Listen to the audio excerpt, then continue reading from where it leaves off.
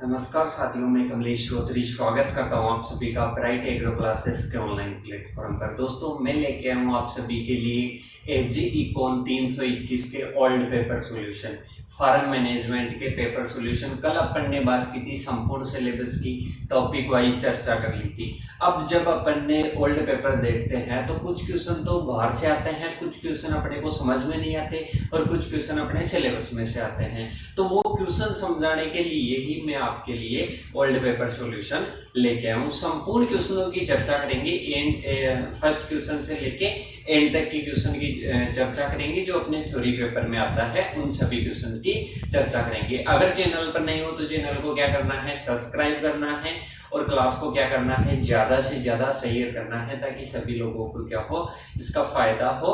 और अब अपन चलते हैं क्वेश्चन नंबर 1 की ओर।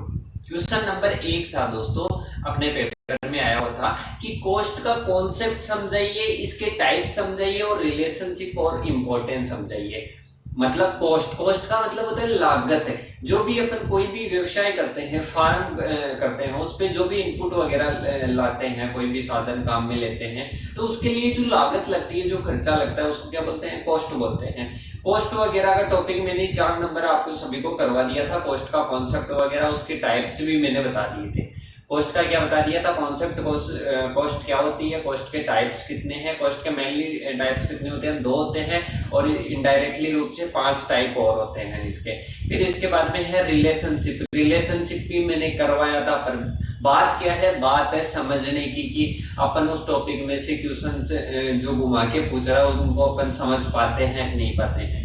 क्वेश्चन उसी सिलेबस में से आते हैं पर उसको क्या पूछ लेता है, क्वेश्चन को घुमा के पूछ लेता है। अब डायरेक्ट आपको क्वेश्चन देने से रहा, क्योंकि आप 3rd ईयर में आ गए हो, 3rd ईयर में आ गए तो आपको सोचने समझने की क्षमता भी होनी चाहिए कि कौन सा टॉपिक में से अपने को ये क्वेश्चन पूछ रहा है और क्या इसमें लिखना चाहिए था। अब डायरेक्ट तो पूछेगा नहीं कि जैसे कॉस्ट है, कॉस्ट का संपूर्ण पूरा ही चैप्टर डायरेक्ट उठा के पूछ लिया तो सभी रट के जाते हैं, सभी समझ के जाते हैं, तो वो तो सब कर लेंगे। पर उसमें क्या करता है, वो घुमा के पूछता है, सोचने समझने की क्षमता चेक करता है कि इसमें कितनी सोचने समझने की क्षमता है। तो आप अब 3rd ईयर में आ गए हो तो आपको क्या करना है, जो भी मतलब क्वेश्चन आते हैं ना, उनको एक बार ध्यान से देखिए कि ये कौन से टॉपिक से आ रहा है और इसमें क्या पूछना चाह रहा है। अगर मान लो कोई टॉपिक में से अपने पढ़ाया हुआ भी नहीं है तो ऐसे तो है नहीं कि कोई अदर सब्जेक्ट का क्वेश्चन पूछेगा, वो क्वेश्चन पूछेगा रिलेटेड, इसके आसपास से ही पूछेगा, तो वही आपको लिखना है। और डायरेक्ट ऐसे तो है नहीं कि एज इट इज पूरा सिलेबस में से डायरेक्ट पेपर उठाएगा, 1-2 क्वेश्चन को घुमाएगा, वो होगा सिलेबस के आसपास से पूछेगा, तो उसको आपको जो सिलेबस में पढ़ा है उसी के अकॉर्डिंग लिखना है। अब देखिए दोस्तों, इंपॉर्टेंस। इंपॉर्टेंस में क्या लिखना है, जो कॉस्ट है, लागत है, इसका इंपॉर्टेंस क्या है, महत्व क्या है और इसके रिलेशनशिप क्या है, संबंध क्या है, कॉस्ट के जो टाइप्स हैं इनके बीच में संबंध क्या पाए जाते हैं। अब अपन ने कॉस्ट का कॉन्सेप्ट क्लियर कर लिया था, टाइप्स अपन ने बात कर लिए थे, रिलेशनशिप और इंपॉर्टेंस की इस क्वेश्चन में बात करनी है। देखिए दोस्तों, इसका इंपॉर्टेंस क्या है, इसके इंपॉर्टेंस है, पहला इंपॉर्टेंस है मूल्य का निर्धारण हो जाता है। क्या हो जाता है दोस्तों, मूल्य का निर्धारण हो जाता है, लाभ की सही मात्रा का ज्ञान हो जाता है। कैसे हो जाता है, जैसे अपने मान लो कितनी लागत लग रही है और कितना अपने को प्रॉफिट हो रहा है, उसमें से प्रॉफिट में से लागत को बिठा लेंगे तो अपना जो लाभ आ जाएगा। और इसके बाद में है दोस्तों फार्म व्यवस्था का निर्धारण, मतलब अपन लागत के आधार पर फार्म की व्यवस्था कर सकते हैं, खर्चों में लगा सकते हैं। और इसके बाद लागत जो लाभ की उद्यमों की गणना करते हैं कि कौन से उद्यम से ज्यादा लाभ प्राप्त करने को, और इससे क्या निकाल सकते हैं, ग्रॉस इनकम निकाल सकते हैं, नेट निकाल सकते हैं, फैमिली लेबर इनकम निकाल सकते हैं। ये सभी आपने चर्चा कर ली थी इन सभी की। अब अपन यहाँ दोस्तों आगे को क्या पूछ रहा है, आगे अपने को पूछ रहा है रिलेशनशिप। रिलेशनशिप किसमें पूछ रहा है, वो जो कॉस्ट के टाइप्स है इनमें रिलेशनशिप क्या होते हैं। देखिए दोस्तों, इनमें रिलेशन है, पहला टोटल बराबर एवरेज फिक्स्ड कॉस्ट, और क्या है टोटल वेरिएबल कॉस्ट। मतलब टोटल कॉस्ट कब निकालते हैं, जब किसको जोड़ते हैं, एवरेज फिक्स्ड कॉस्ट को और टोटल वेरिएबल कॉस्ट को जोड़ते हैं, तब क्या निकलती है, टोटल कॉस्ट। ये रिलेशन है। एक है टीएफसी का, कि टीएफसी कैसे निकालते हैं, इसका भी मैं सूत्र लिखाया था। टीवीसी कैसे निकालते हैं, टोटल वेरिएबल कॉस्ट कैसे निकालते हैं, मार्जिनल कॉस्ट कैसे है, इन सभी का सूत्र लिखाया था। लिखाया था कि कैसे इनको डालते हैं, कैसे एक दूसरे से संबंध के आधार पर इनको याद किया जाता है। ये सभी मैंने कल की क्लास में लिखा दिया था। इसके बाद में दूसरा क्वेश्चन है दोस्तों, नेचुरल रिसोर्सेज क्या है? नेचुरल रिसोर्सेज अपन ने बात की थी। नेचुरल रिसोर्सेज की अपने को क्या पूछा है? डेफिनेशन पूछ रहा है, इसके बाद में प्रॉपर्टी पूछ रहा है, उनके महत्व पूछ रहा है। नेचुरल रिसोर्सेज की डेफिनेशन अपन ने कल करवा दी थी। विशेषताएं क्या है? मैंने प्रॉपर्टीज के नाम से एक टॉपिक लिखा था, प्रॉपर्टीज या कैरेक्टरिस्टिक्स। तो वो क्या हो जाएगी? इसकी विशेषताएं हो जाएगी। अब इसका है इंपॉर्टेंस, आर्थिक महत्व है, इकोनॉमिक इंपॉर्टेंस या इंपॉर्टेंस। अब देखिए दोस्तों, इसका आर्थिक इंपॉर्टेंस क्या हो जाएगा? ये क्या प्रदान करता है? Raw material. किसके लिए? मैन्युफैक्चर्ड, जो अपन कोई वस्तुएं निर्माण करते हैं उसके लिए क्या प्रदान करता है? ये रॉ मटेरियल प्रदान करता है। इसके बाद में है जो भारतीय आर्थिक के जो क्षेत्र है, जो भारत के इकोनॉमिक स्टेट है या इकोनॉमिक क्षेत्र है, वो क्या है दोस्तों? कच्चे माल जो रॉ मटेरियल होता है उस पर निर्भर होते हैं ज्यादातर। इसके बाद में है, इनसे अपने को क्या मिलता है? ऑयल मिलता है, कोल मिलता है, नेचुरल गैसेज मिलती है, इसके बाद में स्टोन मिलता है और सैंड मिलती है, मर्दा वगैरह मिलती है। इसके बाद में है फ्यूल प्राप्त होता है अपने को, ईंधन के रूप में लकड़ी प्राप्त हो जाती है। इसके बाद में फूड मिलता है, क्लोथिंग मतलब कपड़े भी अपन इनसे क्या करते हैं? बनाते हैं, जो रेशेदार वगैरह जो क्रॉप्स होती है जैसे कॉटन वगैरह है उनसे। फिर इसके बाद में है दोस्तों मेडिसिन वगैरह, मतलब इनसे क्या करते हैं? मेडिसिन भी क्या करते हैं? बनाते हैं, औषधि बनाते हैं। इसके बाद में है दोस्तों पांचवा क्या है? जो इंडस्ट्री वगैरह है, उद्योगिक है, उनको बड़ा मिलता है और जो रोजगार की उपलब्धि होती है। इसके में है जो अपने नेचुरल रिसोर्सेज के द्वारा अपने को जो फॉरेस्ट वगैरह से जो भी अपने को मटेरियल मिलता है उसका अपन क्या कर सकते हैं? निर्यात भी कर सकते हैं। इसके बाद में चलते हैं दोस्तों आगे की ओर। आगे है अपने फार्म मैनेजमेंट डिसीजन क्या है? इसकी प्रोसेस बताइए, इसको प्रभावित करने वाले कारक बताइए। ये अपने वैसे टॉपिक डायरेक्ट तो नहीं पूछ रखा, पर किसी ना किसी टॉपिक में इनडायरेक्टली रूप से है, तभी ये क्वेश्चन पूछा गया है। ये तीसरे टॉपिक में डिसीजन मेकिंग एक टॉपिक है प्रोडक्शन फंक्शन का, उसमें से क्वेश्चन उठाया गया है। क्या क्वेश्चन है? ये है फार्म मैनेजमेंट डिसीजन क्या है? फार्म को मैनेजमेंट करने के लिए निर्णय जो लेते हैं वो क्या होते हैं और इसकी प्रोसेस क्या होती है? डिसीजन लेने की प्रोसेस क्या होती है? प्रभावित करने वाले कारक क्या है? दोनों पेपरों में क्वेश्चन रिपीट हुए हैं इसके। सबसे पहले जानते हैं कि फार्म मैनेजमेंट डिसीजन क्या है। दोस्तों अपन अधिकतम लाभ और अधिकतम उत्पादन के लिए अपन क्या करते हैं? जो फार्म होता है उस पर व्यवस्थित चलाने के लिए और उसको संचालित करने के लिए क्या करते हैं? निर्णय बनाते हैं और निर्णयों को क्या करते हैं? लागू करते हैं। क्या करते हैं? लागू करते हैं। क्या करते हैं? दोबारा से समझिए। एक कोई भी फार्म है, फार्म को अपन व्यवस्थित और संचालित रूप से उसका संचालन करेंगे तो क्या होता है दोस्तों? उसके लिए उसकी व्यवस्था करने के लिए क्या होता है? अपने को निर्णय लेने पड़ते हैं और बहुत सारे विकल्प होते हैं, उनमें से निर्णय लेने पड़ते हैं और उनको क्या करना पड़ता है? फार्म पर लागू करना पड़ता है। इसी को क्या बोलते हैं दोस्तों? फार्म मैनेजमेंट डिसीजन बोलते हैं। आई होप आपको इतना समझ में आया होगा कि फार्म मैनेजमेंट डिसीजन क्या है, कैसे लेते हैं। अब आप सभी क्या बोलते हो कि ये नोट शॉर्ट है। कल मैंने सिद्धांत लिखा है, सिद्धांत शॉर्ट है। दोस्तों सिद्धांत शॉर्ट बिल्कुल भी नहीं है। अगर आप थर्ड ईयर में हो और आपके सोचने समझने की क्षमता है आप में, तो जो प्रिंसिपल है मैंने समझा दिया कि प्रिंसिपल क्या रहता है फार्म मैनेजमेंट में, किस प्रकार से सहायक होता है, और मैंने लिखवा दिया, एक पैराग्राफ लिखवा दिया। तो उसको सोच समझ आप खुद के मन से भी तो लिख के आगे क्वेश्चन दो। वहां पर और भी टाइप का पूछ सकता है क्वेश्चन, डायरेक्ट सिद्धांत का नहीं पूछेगा आपको, और भी पूछ लीजिएगा ये सिद्धांत अपने मैनेजमेंट में किस प्रकार से सहायक है। तो उस सिद्धांत को तो आप लिख के नहीं आ सकते, जैसा रटा वैसे तो लिख के नहीं है। उसको सोच के समझ के फार्म मैनेजमेंट में किस प्रकार से सहायक है वो चीज लिखनी पड़ेगी। तो ये चीजें आपको समझने की जरूरत है, लिखना आपको खुद को पड़ेगा।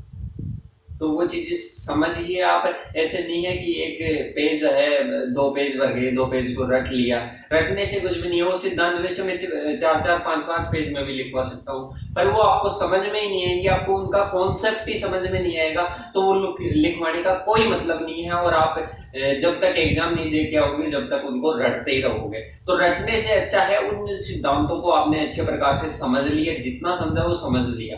एग्जामिनर अगर कहीं भी आपने वो डायग्राम वगैरह बनाने में गलती कर दी तो वैसे नंबर काटने का डायग्राम तो आपको पूछता भी नहीं है।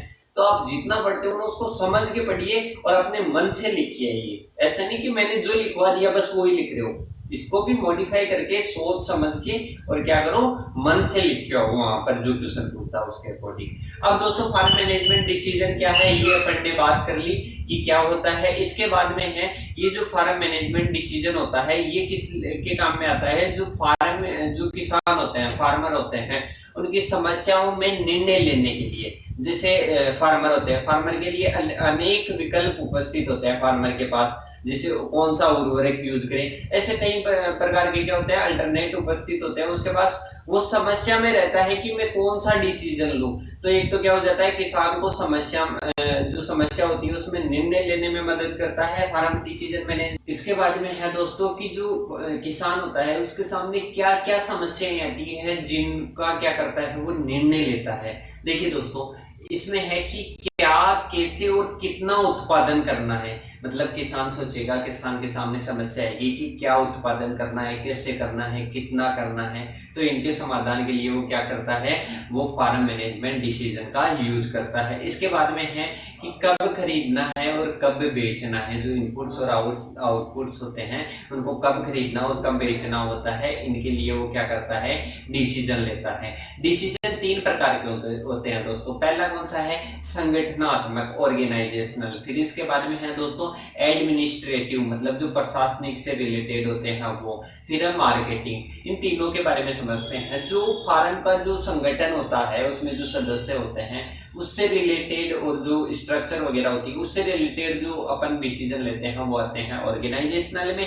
इसके बाद में है एडमिनिस्ट्रेटिव, प्रशासन से रिलेटेड जो भी लेते हैं, जैसे उनका जो सदस्य होते हैं सदस्य का कैसे उनका मैनेजमेंट करना है, कैसे उनका ध्यान रखना है, कैसे उनसे काम करवाना है। इसके बाद में है मार्केटिंग, जो प्रोडक्ट्स होते हैं, आउटपुट्स मिलते हैं अपने को, उनका कैसे मार्केटिंग करना है, कैसे बेचना है, कैसे अपने को मार्केट से कोई सामान लाना है, कैसे इनपुट लाना है, इन सभी का मार्केटिंग में करते हैं दोस्तों। अब इसके बाद में है प्रोसेस, जो अपनी मार्केटिंग डिसीजन की जो प्रोसेस होती है जो मैनेजमेंट फार्म मैनेजमेंट डिसीजन है इसकी जो प्रोसेस होती है वो कैसे होती है दोस्तों। अब ये तीनों है, तीनों टाइप्स का ध्यान रखना, इसी के अकॉर्डिंग क्या बनेगी, प्रोसेस बनेगी। देखिए दोस्तों सबसे पहले है कि प्रोडक्शन एंड ऑर्गेनाइजेशन डिसीजन। पहले कौन से डिसीजन लेते हैं, निर्णय लेते हैं, प्रोडक्शन से रिलेटेड और ऑर्गेनाइजेशन से रिलेटेड लेते हैं। इसमें 2 प्रकार के होते हैं दोस्तों। पहले तो इसकी स्ट्रेटेजी से संबंधित जो इसकी स्ट्रेटेजी होती है, इससे रिलेटेड इसके मैनेजमेंट के लिए जो डिसीजन लेते हैं, इसमें कौन कौन से आ जाएंगे। पहला है दोस्तों decide the best size of farm, मतलब फार्म की साइज का, आकार का क्या करते हैं, डिसीजन लेते हैं। इसके बाद में उनमें कितना लेबर रखनी है और कितनी मशीन वगैरह यूज में लेनी है, कितना उनकी रिपेयर करवानी है, ये सभी डिसीजन किसमें लेते हैं, ये लेते हैं ऑर्गेनाइजेशन के पहले पार्ट में। इसके बाद में है कंस्ट्रक्शन, बिल्डिंग, जो बिल्डिंग का निर्माण है उससे रिलेटेड जो डिसीजन लेते हैं वो भी इसी में लेते हैं। इरिगेशन, कंजर्वेशन, जो इरिगेशन से रिलेटेड, सिंचाई से रिलेटेड, संरक्षण से रिलेटेड डिसीजन किसमें लेते हैं, इसमें लेते हैं। इसके बाद में है दोस्तों ऑपरेशनल मैनेजमेंट डिसीजन, दूसरा टाइप है ऑर्गेनाइजेशन का, ये मोस्ट इंपॉर्टेंट है, अलग से भी पूछा जाता है। ऑपरेशनल मैनेजमेंट में क्या करते हैं दोस्तों, जो किसान होता है वो सोचता है कि मतलब मैं क्या तो प्रोड्यूस करूं, मतलब किसका उत्पादन करूं और कितना उत्पादन करूं, कब उत्पादन करूं, रिसोर्सेस कौन कौन से यूज करूं, और जो एंटरप्राइज मिक्स है, मतलब जो उद्यमों का मिक्सकरण होता है, जैसे क्रॉप प्रोडक्शन के साथ पशुपालन करना, मछली पालन करना,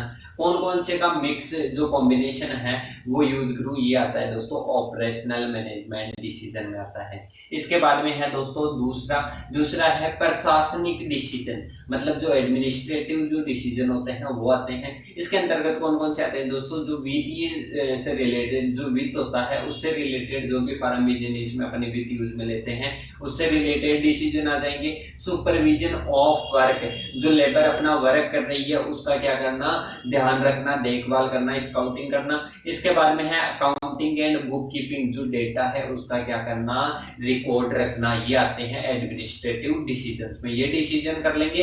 इसके बाद में है दोस्तों मार्केटिंग डिसीजन। मार्केटिंग डिसीजन दो प्रकार का होता है, कौन कौन सा होता है, क्रय और विक्रय। मतलब एक तो खरीदेगा, इनपुट्स को क्या करेगा, खरीदेगा, और आउटपुट को क्या करेगा, बेचेगा।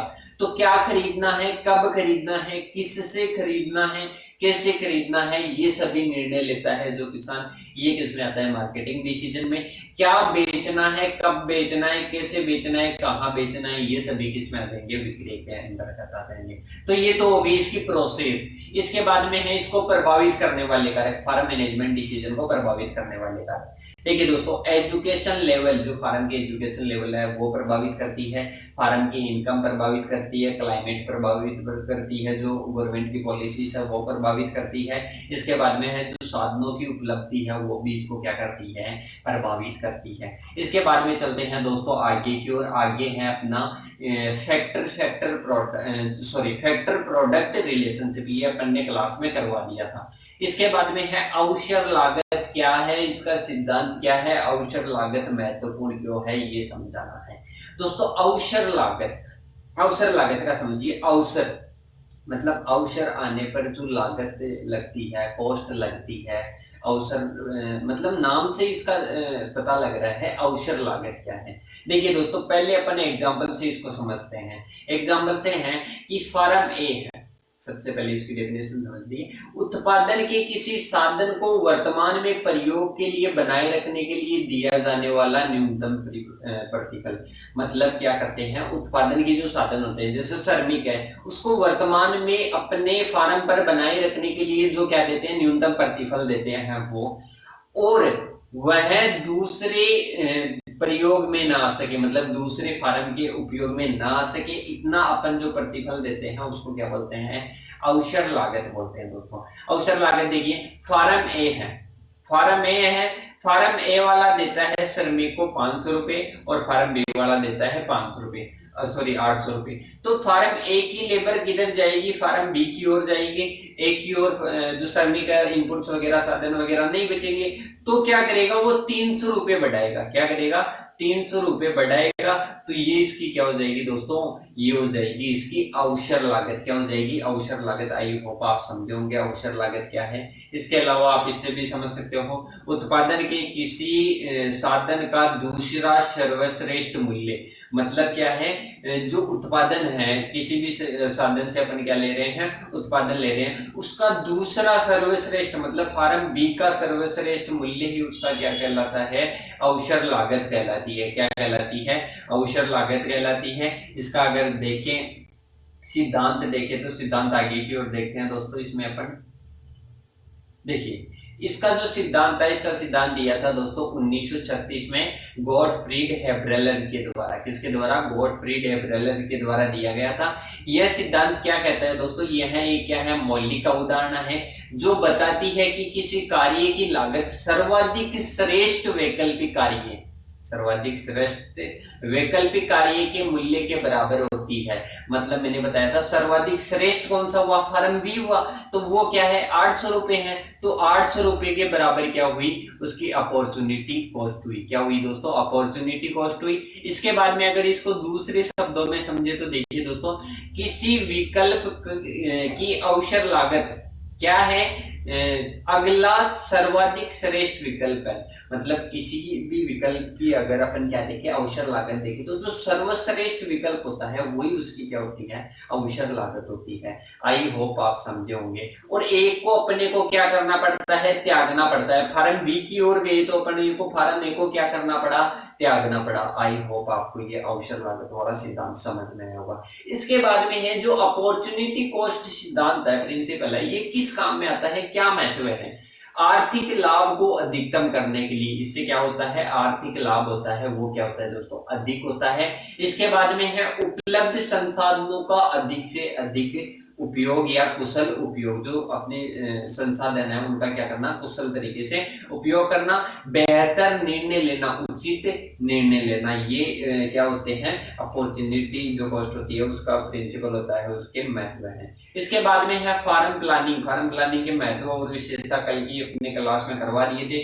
इसके बाद में दोस्तों फार्म प्लानिंग के टाइप्स, 2 प्रकार के टाइप होते हैं, वो भी करवा दिए थे। इसके बाद में है ऑपरेशनल मैनेजमेंट डिसीजन। अभी मैंने बताया था उसमें 5 चीजों का ध्यान रखते हैं। कौन कौन सी, कितना उत्पादन करना चाहिए, क्या उत्पादन करना चाहिए, कैसे करना चाहिए, वो सभी इसमें आ जाएगा दोस्तों, ऑपरेशनल मैनेजमेंट। इसके बाद में है दोस्तों आगे की ओर चलते हैं, फार्म मैनेजमेंट डिसीजन। वही क्वेश्चन रिपीट हो रहा है दोबारा से, तो वो आ जाएगा। इसके बाद में है एक क्वेश्चन पूछा गया है, घुमा के क्वेश्चन पूछा गया है, सिद्धांतों में से बाकी संसाधनों की मात्रा स्थिर रखकर सिर्फ एक ही इष्टतम मात्रा कैसे निर्धारित करें। मतलब क्या करते हैं दोस्तों, जो हासमान प्रतिफल का जो सिद्धांत होता है, पहला सिद्धांत जो मैंने करवाया था, उसमें क्या करते हैं, सभी जो अन्य होते हैं, विकल्प होते हैं, संसाधन होते हैं, साधन होते हैं, इनपुट्स होते हैं, उनकी मात्रा को स्थिर रखते हैं, एक की मात्रा को बढ़ाते जाते हैं। एक इनपुट्स की मात्रा को क्या करते जाते हैं, बढ़ाते जाते हैं। कल मैंने श्रमिक से समझाया था।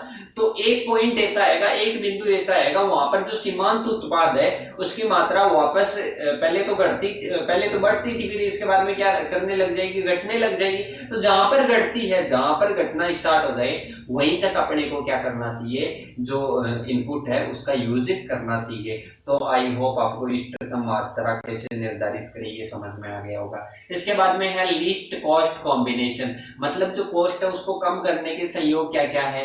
देखिए दोस्तों, जो मैंने कल एक सिद्धांत के द्वारा समझाया था कि जो उपकरण वगैरह है, मशीनें वगैरह है, उनकी जगह किसका यूज करो, मानव श्रम का यूज करो, तो क्या हो जाएगा, जो कॉस्ट है वो कम हो जाएगी। इसके बाद में है रिस्क के सोर्सेस। जो रिस्क है उसके सोर्सेस हो जाएंगे, स्रोत क्या क्या है वो हो जाएंगे, उनका प्रबंधन कैसे करें वो हो जाएगा। प्रबंधन का जो अनसर्टेनिटी थी और जो रिस्क थी, इनके जो प्रबंधन करने का भी उपाय मैंने बताए थे कल की क्लास में। इसके बाद में है नेचुरल रिसोर्सेस, इनका क्लासिफिकेशन और इनकी परिभाषा आ जाएगी। इसके बाद में है लाइनर प्रोग्रामिंग आ जाएगा। इसके बाद में है गुड फार्म प्लान। क्या है, जो एक फार्म होता है उसके लिए क्या क्या प्लान अपन बना सकते हैं, ये भी कल के टॉपिक में क्लियर हो गया था। इसके बाद में है दोस्तों types and systems of farming. मतलब जो फार्मिंग के एक तो टाइप्स बताने हैं, एक सिस्टम्स बताने हैं। ये सभी आगे की ओर चलते हैं, अभी आगे देखेंगे अपन। एक है system of farming. System of farming होता है दोस्तों एक कॉम्बिनेशन का चूज करना और उत्पादन की ऐसी विधियों का यूज करना, रीतियों का यूज करना, जिससे क्या हो, अधिक से अधिक अपने को क्या हो, लाभ हो। इसके बाद में है different between complete and partial. जो बजटिंग होता है वो मैंने कल करवा दिया था। एक किसमें अंतर पढ़ेंगे, रिस्क एंड अनसर्टेनिटी। अनसर्टेनिटी में अंतर पढ़ना है। फिर है different between cooperative joint farming और क्या है, कोऑपरेटिव टेनेंट फार्मिंग। इन दोनों में अंतर पढ़ेंगे। इसके बाद में प्रोडक्शन फंक्शन पढ़ेंगे, अनसर्टेनिटी पढ़ेंगे और डेप्रिसिएशन पढ़ेंगे, इलास्टिसिटी ऑफ प्रोडक्शन पढ़ेंगे, एक्सपेंशन पाथ पढ़ेंगे, नेचुरल रिसोर्सेज पढ़ेंगे और चॉइस इंडिकेटर पढ़ेंगे। दोस्तों जो प्रोडक्शन फंक्शन है, मैंने कल बताया था कि इनपुट्स और जो आउटपुट्स के मध्य क्या होता है, उनके मध्य जो संबंध होता है उसी को क्या बोलते हैं, प्रोडक्शन फंक्शन बोलते हैं। अनसर्टेनिटी क्या होती है, जिस घटना का जो घटने की जो प्रायिकता होती है उसका अपने को मालूम नहीं रहता। जिसका मालूम रहता है वो क्या होती है, रिस्क होती है, और जिसका मालूम नहीं होता वो क्या होती है, अनसर्टेनिटी या अनिश्चितता होती है। इसके बाद में डेप्रिसिएशन। डेप्रिसिएशन की डेफिनेशन आगे की ओर पढ़ेंगे। ये क्या होता है दोस्तों, ये होता है कि कोई भी प्रोडक्ट है उसको जो खराब हो जाता है या उसमें कोई भी टूट फूट हो जाती है तो उसके मूल्य में जो कमी आती है उसको क्या बोलते हैं, डेप्रिसिएशन बोलते हैं। और आगे की ओर अपन डेफिनेशन विस्तार से चर्चा करेंगे। अब है कि types of farming. Types of farming में मैं ओनली नाम और उसका मेनली पर्पज बताऊंगा। इसके बाद में आपको सभी को पढ़नी है, ये जो है इनकी डिटेल्स वगैरह इसमें दे रखी है। इसमें क्या है, टाइप्स। पहला है विशिष्ट खेती। विशिष्ट खेती में क्या है दोस्तों, विशिष्ट खेती में क्या होता है, इसमें एक ही फसल या एक ही उद्यम को अपनाया जाता है। या तो मतलब मछलियां ही पालन करेंगे या क्या पशुपालन ही करेंगे या कोई क्रॉप ही लेंगे, ऐसा होता है इसमें। इसको क्या बोलते हैं, विशिष्ट खेती बोलते हैं। ये 50% होती है, कम से कम कितनी होती है, 50% एक प्रकार की क्या होती है इसमें खेती होती है। अब इसके बारे में है दोस्तों दूसरी दूसरी क्या आ जाएगी दोस्तों, दूसरी है बहुप्रकारीय खेती। क्या हो जाएगी, बहुप्रकारीय खेती। बहुप्रकारीय खेती में क्या लेते हैं, एक से अधिक उद्यम लेते हैं, एक से अधिक क्या लेते हैं, फसलें लेते हैं। इसमें क्या होता है, एक उद्यम 50% से क्या होता है, कम होता है, उसमें अधिक होता था। इसके बाद में है दोस्तों आगे की ओर चलते हैं। आगे है तीसरा मिक्स्ड फार्मिंग। क्या है, मिक्स्ड फार्मिंग या मिश्रित खेती। मिश्रित खेती में क्या करते हैं, जैसे क्रॉप प्रोडक्शन के साथ साथ पशुपालन कर लिया, डेयरी उद्योग कर लिया, ये क्या हो जाती है, मिक्स्ड फार्मिंग हो जाती है। इसके बाद में चलते हैं दोस्तों आगे की ओर। आगे है शुष्क खेती, ड्राई फार्मिंग। ड्राई फार्मिंग किसको बोलते हैं, ऐसी भूमि जहां पर क्या हो, जो वर्षा है, वार्षिक वर्षा है, वो क्या हो, 20 इंच से कम हो, उसको क्या बोलते हैं दोस्तों, ड्राई फार्मिंग बोलते हैं। क्या बोलते हैं, ड्राई फार्मिंग बोलते हैं। इसके बाद में चलते हैं दोस्तों आगे की ओर, रेंचिंग फार्मिंग। रेंचिंग फार्मिंग में क्या करते हैं, ना तो जुताई करते हैं, ना बुआई करते हैं, ना गुड़ाई करते हैं, कुछ भी कृषि क्रियाएं नहीं करती। इनमें जो वनस्पतियां होती है उनको उगने देते हैं। इसके बाद में पशुओं को उनको क्या कर लिया जाता है, खिलाया जाता है। तो इससे क्या होता है, ये भेड़ बकरी वगैरह जो पशु होते हैं इनको चराने के लिए यूज में लिया जाता है। ये हो गए दोस्तों टाइप्स ऑफ फार्मिंग। इसके बाद में है system of farming. System of farming में पहला है राजकीय खेती। राजकीय खेती में क्या होता है दोस्तों, ये क्या होती है, राजकीय मतलब ये क्या होती है, सरकार के प्रबंधन में क्या होती है, खेती होती है। इसमें कर्मचारियों के द्वारा क्या करवाई जाती है, खेती करवाई जाती है। ये हो गई स्टेट फार्मिंग। इसके बाद में है पूंजीवादी खेती। इसमें क्या होता है दोस्तों, जो पूंजीपति होती है उनके पास या क्या होते हैं, बड़े बड़े फार्म या भूखंड होते हैं, या ये क्या करते हैं, सरकार को क्या कर देते हैं, उन जो फार्म होते हैं उनको क्या कर देते हैं, अधिग्रहित कर देते हैं। अब इसके बाद में है दोस्तों निगम द्वारा खेती। कोई भी कॉर्पोरेशन होता है वो क्या करता है, मिलकर एक खेती करता है, उसको क्या बोलते हैं, कॉर्पोरेशन फार्मिंग बोलते हैं। इसके बाद में है दोस्तों व्यक्तिगत या काश्तकारी खेती, जो लगभग किसान करते हैं। इसमें जो खेत होता है उस पर किसका स्वामित्व होता है, एक कृषक का या किसान का क्या होता है, स्वामित्व होता है। इसके बाद में है दोस्तों आगे की ओर चलते हैं।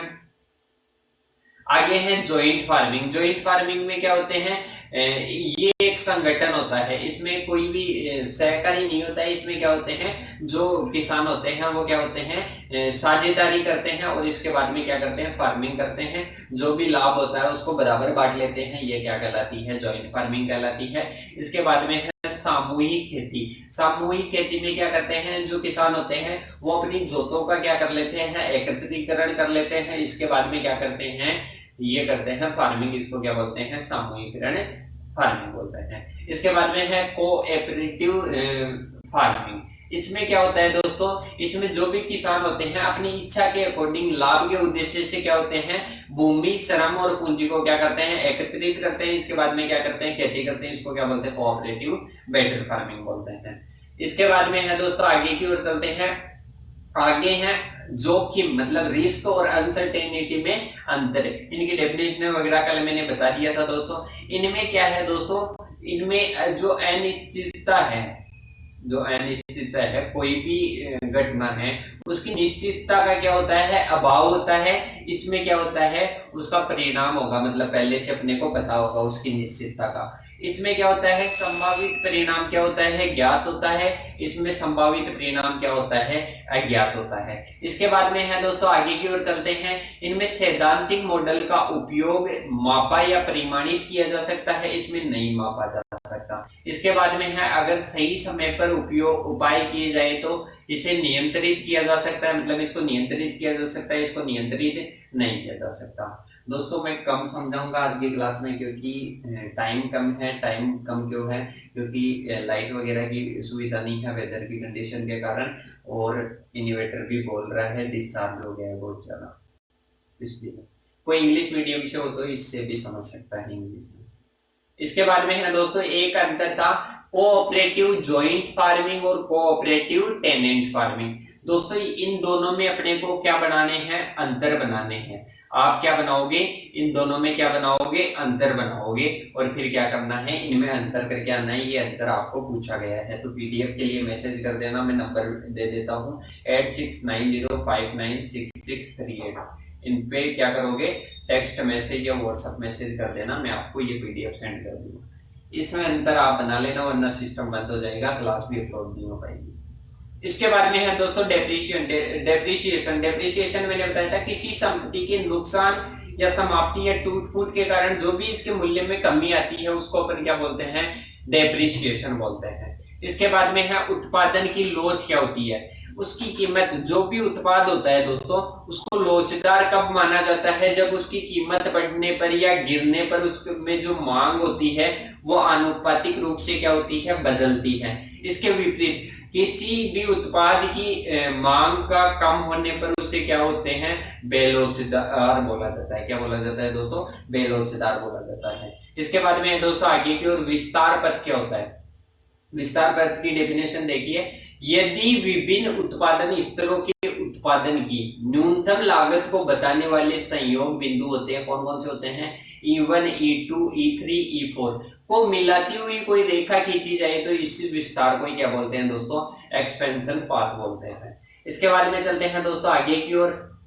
आगे है अपनी लास्ट डेफिनेशन है दोस्तों, चॉइस इंडिकेटर। क्या है, चॉइस इंडिकेटर। दोस्तों चॉइस इंडिकेटर क्या होता है, एक उपभोक्ता या निर्माता होता है, वो क्या करता है, वो तय करता है किसकी क्षमता को कि संभावित विकल्पों में से एक श्रृंखला कौन सी अच्छी सेवा या अच्छा जो संसाधन है वो खरीदना या प्रदान करना। मतलब कोई भी मान लो कोई भी विकल्प है उसके पास, तो वो एक क्या करेगा, एक बढ़िया संसाधन क्या करेगा, चूज करेगा। इसी को क्या बोलते हैं दोस्तों, चॉइस इंडिकेटर बोलते हैं। आई होप आपको पेपर सॉल्यूशन समझ में आया होगा। अगर फिर भी कोई क्वेश्चन समझ में नहीं आया तो व्हाट्सएप पे आप मैसेज कर सकते हो, मैं उसको भेजने की कोशिश करूंगा। कोई क्वेश्चन नहीं मिला हो तो उसको भी भेजने की कोशिश करूंगा।